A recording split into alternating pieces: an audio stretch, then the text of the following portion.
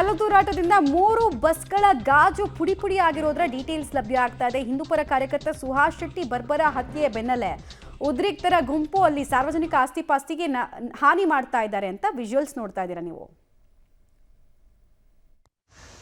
ಹಿಂದೂ ಕಾರ್ಯಕರ್ತ ಸುಹಾಸ್ ಶೆಟ್ಟಿಯ ಹತ್ಯೆಯನ್ನು ಖಂಡಿಸಿ ಇವತ್ತು ವಿಶ್ವ ಹಿಂದೂ ಪರಿಷತ್ ಸೇರಿದಂತೆ ಹಿಂದೂ ಸಂಘಟನೆಗಳು ಇಡೀ ಜಿಲ್ಲೆ ಬಂದ್ಗೆ ಕರೆ ಕೊಟ್ಟಿದೆ. ಈ ಹಿನ್ನೆಲೆಯಲ್ಲಿ ಕೆಲವೊಂದು ಬಸ್ಸುಗಳು ಬೆಳಿಗ್ಗೆ ರಸ್ತೆಗಿಳಿದಿತ್ತು. ಆ ಸಂದರ್ಭದಲ್ಲಿ ಬಸ್ಸಿಗೆ ಕಲ್ಲು ತೂರಾಟ ನಡೆಸಿರುವಂಥ ಪ್ರಸಂಗಗಳು ಬೆಳಕಿಗೆ ಬಂದಿದೆ. ನಾವು ಗಮನಿಸಬಹುದು, ಇಲ್ಲಿರುವಂಥ ಒಂದು ಬಸ್ಸಿಗೆ ಖಾಸಗಿ ಬಸ್ಸು, ಮಂಗಳೂರಿನ ನಗರದೊಳಗೆ ಓಡಾಡುವಂಥ ಈ ಒಂದು ಖಾಸಗಿ ಬಸ್ಸು. ಈ ಖಾಸಗಿ ಬಸ್ಸಿಗೆ ದುಷ್ಕರ್ಮಿಗಳು ಬೆಳಗ್ಗೆ ಬಂದಂಥ ಸಂದರ್ಭದಲ್ಲಿ, ರಸ್ತೆಗೆ ಬಂದಂಥ ಸಂದರ್ಭದಲ್ಲಿ ಕಲ್ಲು ಬಿಸಾಡಿದ್ದಾರೆ. ಇದೇ ರೀತಿಯಾಗಿ ಸುಮಾರು 3 ಬಸ್ಸುಗಳ ಮೇಲೆ ಕಲ್ಲು ತೂರಾಟವು ನಗರದಲ್ಲಿ ಆಗಿರುವಂಥದ್ದು. ಇವತ್ತು ಬಂದ್ಗೆ ಕರೆ ಕೊಟ್ಟ ಹಿನ್ನೆಲೆಯಲ್ಲಿ ನಿನ್ನೆ ತಡರಾತ್ರಿ ಬಂದ್ಗೆ ಕರೆ ಕೊಡಲಾಗಿತ್ತು. ಆ ಬಳಿಕ ಕೆಲವೊಂದು ಬಸ್ಸುಗಳು ಬೆಳಗಿನ ಜಾವ ರಸ್ತೆಗಿಳಿದಿತ್ತು. ಆ ಸಂದರ್ಭದಲ್ಲಿ ಆ ಬಸ್ಸುಗಳನ್ನು ನಿಲ್ಲಿಸಿ ಅದಕ್ಕೆ ಕಲ್ಲು ಹೊಡೆಯುವಂಥ ಕೆಲಸಗಳು ಆಗಿರುವಂಥದ್ದು ನೀವು ಗಮನಿಸ್ಬೋದು.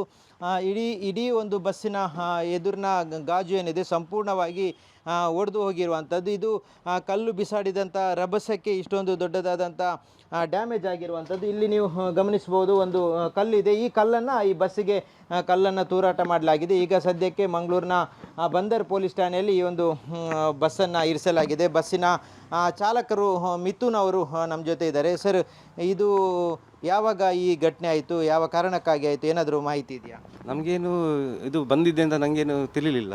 ನಾವು ನಮ್ಮದು ಟೈಮಲ್ಲಿ ಟ್ರಿಪ್ ಮಾಡ್ತಿದ್ದೇವೆ. ಬಸ್ ಸ್ಟ್ಯಾಂಡ್ ಬಿಟ್ಟು ಹಂಪನಕಟ್ಟೆ ಸಿಗ್ನಲ್ ತನಕ ಹೋಗುವಾಗ 2 ಬೈಕ್ನ ಇಬ್ಬರು ಬಂದು ಕಲ್ಲು ಹೊಡೆದು ಪರಾರಿದ್ರು. ಏನಾದರೂ ಮಾತಾಡುವಂಥದ್ದು ಬಂದಿದೆ, ಬಸ್ ಓಡಿಸಬೇಡಿ ಆ ರೀತಿ ಏನಾದರೂ ಮಾತಾಡಿದ್ರೆ ಅಥವಾ? ಇಲ್ಲ ಏನೇ ಇಲ್ಲ ಅವರು ಬರೀ ಅವರು ರನ್ನಿಂಗಲ್ಲಿ ಇರುವಾಗಲೇ ಕಲ್ಲು ಬಿಸಾಡಿ ಓಡಿ ಹೋದರು. ಅವರು ಪ್ರಯಾಣಿಕರು ಯಾರು ಇರಲಿಲ್ವಾ ಬಸ್ನಲ್ಲಿ? ಇದ್ರು ಅವರು ಒಂದು 4-5 ಜನ ಇದ್ರು ಅಷ್ಟೇ. ಯಾರಿಗಾದರೂ ಗಾಯ ಆಗಿದೆ? ಏನು ಯಾರಿಗೇನಾಗಿ ಬಿಟ್ಟಾಗಲಿಲ್ಲ.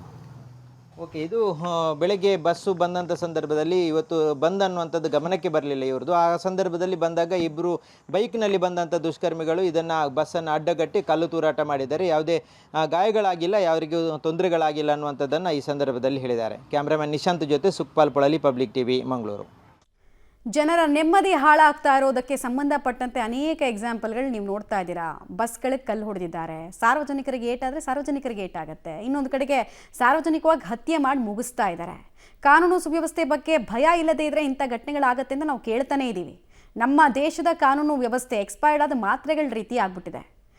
ಅದನ್ನು ನಂಬಿಕೊಂಡು ಬದುಕೋರಿಗೆ ರಕ್ಷಣೆಗಿಂತ ಅಪಾಯನೇ ಎಲ್ಲಿ ಹೆಚ್ಚಪ್ಪ ಅನ್ನೋದು ರೀತಿ ಭಯ ಪರಿಸ್ಥಿತಿಗಳು ನಿರ್ಮಾಣ ಆಗ್ತಾ ಇದೆ. ತ್ವರಿತವಾಗಿ ಶಿಕ್ಷೆ ಕೊಟ್ಟಿದ್ದರೆ ಪ್ರಾಬಬ್ಲಿ ಇಂಥ ಘಟನೆಗಳು ಮರುಕಳಿಸ್ತಾ ಇರಲಿಲ್ಲ, ಆದರೆ ಸಾಧ್ಯ ಆಗ್ತಿಲ್ಲ ಅದು.